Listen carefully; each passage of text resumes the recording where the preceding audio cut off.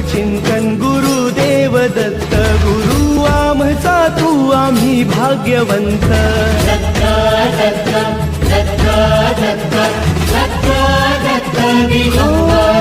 अवधूत चिंतन गुरुदेव दत्त गुरु आमचा तू आम्ही भाग्यवंत नसे जन्म मृत्यू नुरे काही खंत न प्रारंभ मध्य नसे काही अंत